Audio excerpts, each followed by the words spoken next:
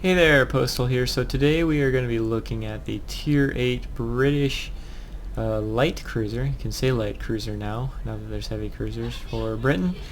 This is the Edinburgh. Let's check it out.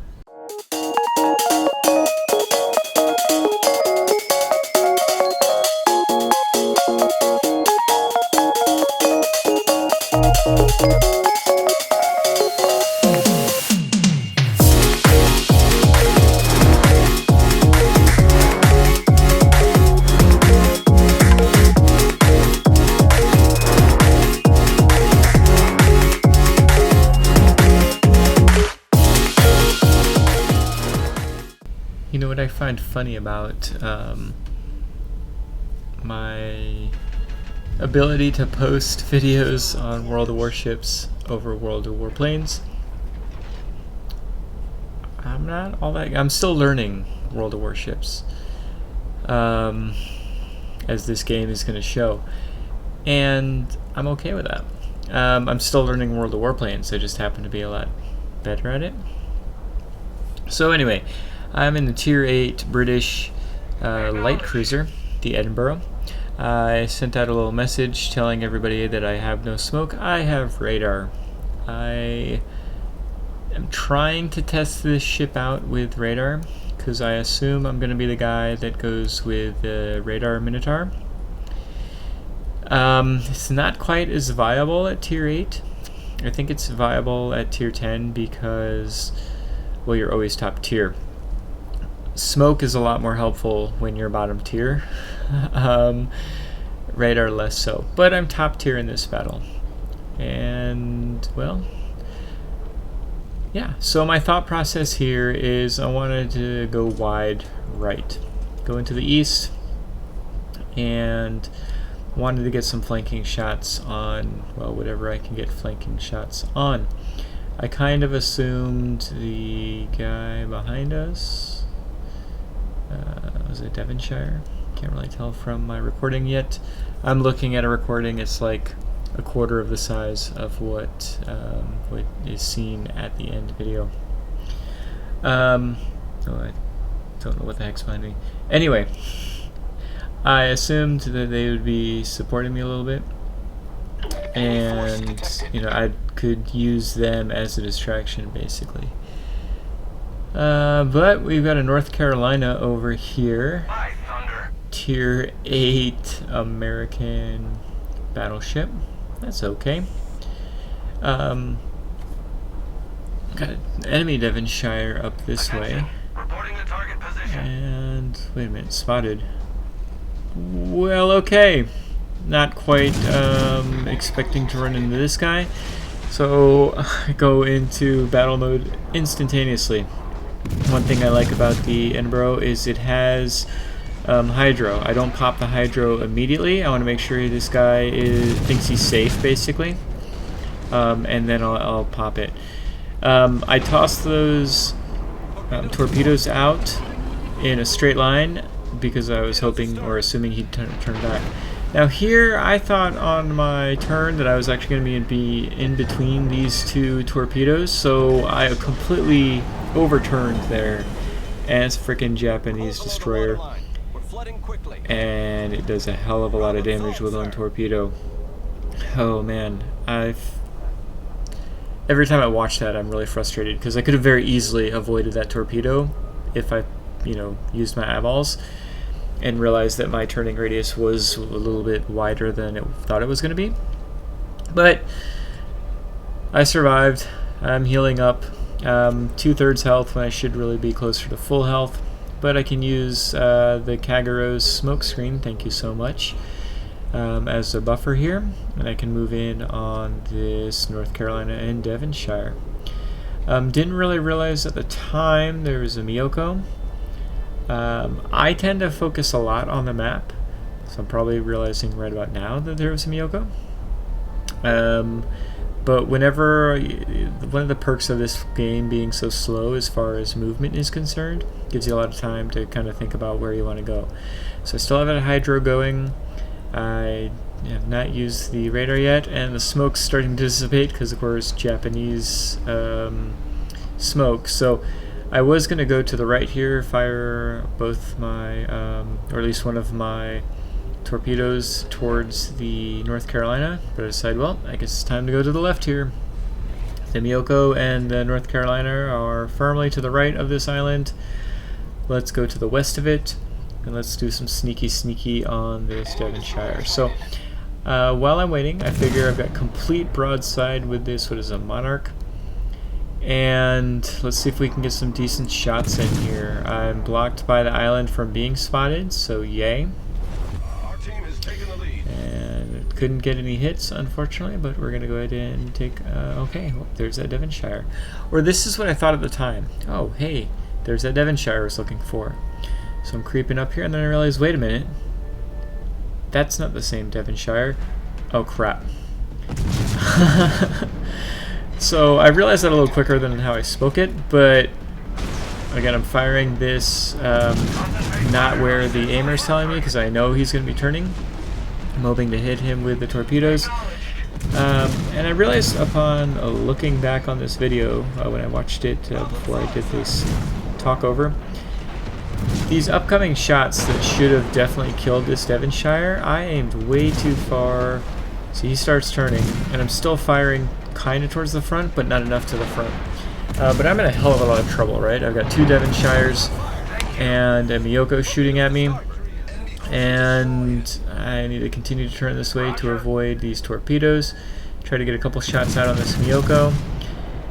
And we've got the Devonshire, and the North Carolina's coming back. Holy crap, I made a bad miscalculation here. So at this point, I'm just trying to avoid incoming fire. I've got two fires, holy cow, and I'm still waiting for my repair to come off cooldown. Torpedo hit something, I don't know what, because I'm just trying to survive here, but hey, if you're going to be broadside, let me see what I can do with this. Get some hits. I love the pretty fast firing of the guns here, but at this point now it's just like, well, pretty sure I'm dead. I've got one fire. My repair is still on cooldown. The fire is out, but it's like, well, there's no point in firing on this North Carolina. I'm not going to do any damage to him, not with my only AP shells. The guns aren't even really facing the right way. Just try to avoid the Miyoko or Devonshire, whatever's firing at me, and hope I survive whatever this last shot is from North Carolina. But he decides not to fire at me. So, a simple calculation of me going versus one Devonshire. Like, think about that. I was planning doing a 1v1 versus a tier 6 cruiser, and it ended up 1v4 against two tier 6 cruisers, a tier 7 cruiser, and a tier 8 battleship. I'm really lucky to be alive there, but we were able to be a part of directly killing one ship and hurting the hell out of another. And Miyoko, I think he's on like 2/3 health. And now that North Carolina, as he started coming towards me, has got himself into a lot of trouble. I've gone ahead and turned on my radar at this point, not for myself, but for the two destroyers that are on the other side of the island there. I know the North Carolina was hiding. I didn't want them to be surprised. I wanted them to be able to see where he was going and try to help them stay alive. And these two guys were actually communicating in chat, you know, watch out for the torps on your starboard or whatever they were saying. I don't know the exact thing. But they were talking to each other. I guess it just says, looks out for my torps. But they were able to take out that North Carolina. So we've had a lot of action going on here. This is a pretty quick game. I'm getting close to the end. This Miyoko is just sitting out there. And I didn't even take a second to contemplate how long this would actually take to get out to him. That first shot's going to be way behind. But the complete broadside, like this is the kind of shots that you beg for in Edinburgh. Against a Miyoko is like the perfect ship to do it against. Now I'm too far forward, so normally, normally I wouldn't be posting videos like this if it was World of Warplanes, because I want to post the best games that I've got. I don't have games like this in World of Warplanes, but I'm still learning in World of Warships, and I don't mind showing you guys my gameplay, warts and all. trying to get my guns on target here. I finally start getting him close to shooting him. And of course he starts angling. So he can see me, so I'm a little bit worried about getting hit. But then I see the smoke that the destroyers are putting out here. So I'm hoping to kind of be behind that. I'm kind of wondering why I'm not. But hopefully we'll get a couple more shots in here. This guy's going to be dead pretty quickly. Like very quickly here. Right before... Oh, so close. So I mean, this game could have been better, right? Could have been a lot better. Could have been a lot worse. But yeah. So I hope you guys like this. You know, 84,000 damage done. Couple strong attacks there. I really like how I was able to take out the destroyer early on. You know, be super sneaky and you know, take him out of the game. Akaguro is nothing to you know, trifle with, right? So he basically had no impact on the game, or at least not a very large impact. So let's head on back to the port. Okay, so we ended up with 84,000 damage. I'm still getting used to this ship for sure. Got pretty lucky there at one point. Let's trying to angle, but also trying to be sneaky. Yeah, so I was able to, you know, lead the team. Again, I'm not, you know, otherworldly when it comes to World of Warships. I'm still coming to terms with the game itself. Who did I hit with this? I didn't even. It was going on so flippin' quickly that I don't even know who I actually hit. I guess I could probably see. It must have been a Devonshire, I'm assuming. This. Did I really hit Miyoko? Oh, that's funny. Oh, so it just kept going past. All right. Took a flippin' chunk of damage, but was able to somehow eke that out and keep myself alive. So yeah, I really enjoy this ship. I'm liking this whole line, and it's kind of funny in any of the wargaming products. So far the first tier 10 I've had in World of Tanks was the Centurion Action X. The first tier 10 I had in World of Warplanes was the